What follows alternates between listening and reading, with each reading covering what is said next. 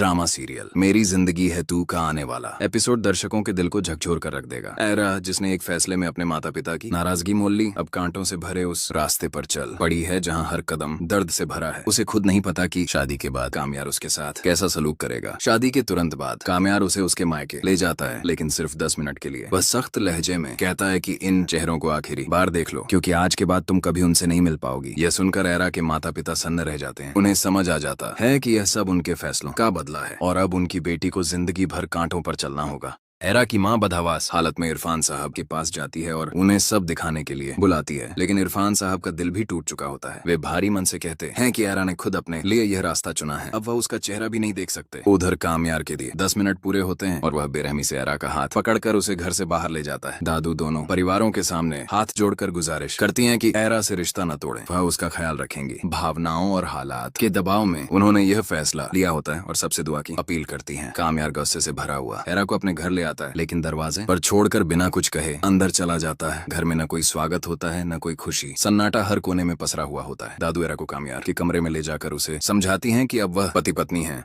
और एक दूसरे की जिम्मेदारी है। यह कहकर वह चली जाती है। कमरे में सन्नाटा छा जाता है। कामयार एरा को देखकर तीखे शब्दों में कहता है कि उसने ये शादी किसी प्यार के लिए नहीं, बल्कि अपने गुनाहों से बचने के लिए की है। एरा चुपचाप आंसू रोकते हुए सब सुनती रहती है। एरा टूटे हुए दिल से नई शुरुआत की बात करती है, लेकिन कामयार के शब्द किसी जहर से कम नहीं होते। वह अपने टूटे सपनों, भरोसे और प्यार की राख एरा के सामने बिखेर देता है। वह साफ कह देता है कि इस रिश्ते में सिर्फ नफरत है, कोई प्यार नहीं। यह शादी उसकी मर्जी से नहीं हुई, इसलिए एरा से कोई उम्मीद न रखे। वह उसे यह भी जता देता है कि अब उसका इस घर के सिवा कोई ठिकाना नहीं है। यह कहकर वह कमरे से निकल जाता है और दरवाजा बंद कर देता है। एरा अकेले कमरे में बैठकर फूट फूट कर रोती है। उसे अंदाजा था कि हालात मुश्किल होंगे, लेकिन इतनी बेरहमी की उसने कल्पना भी नहीं की थी। रात बीतती है दर्द के साथ। कुछ देर बाद कामयार नशे की हालत में कमरे में लौटता है। उसकी बदहवासी, कड़वे शब्द और शराब की बदबू एरा को अंदर तक हिला देती है। वह खुद को संभालते हुए उसे बिस्तर पर सुला देती है, लेकिन कामयार के जहरीले इल्जाम फिर उसके दिल को छलनी कर देते हैं। पूरी रात एरा आंसुओं में डूबी रहती है। सुबह जब कामयार की आंख खुलती है तो वह एरा को अपने पैरों के पास सोया हुआ देखता है। एक पल के लिए उसके दिल में नरमी आती है, लेकिन फिर पुरानी नफरत उस एहसास को कुचल देती है। वह उठकर एरा को अनदेखा करता है और वॉशरूम चला जाता है, जहाँ वह तय करता है कि अब एरा को हर रोज कैसे तोड़ा जाए। बाहर आकर वह उस पर जिम्मेदारियों का बोझ डालने लगता है। एरा उसके कपड़े इस्त्री करके लाती है, लेकिन कामयार जानबूझकर उन्हें खराब कर देता है और दोबारा इस्त्री करने का हुक्म देता है।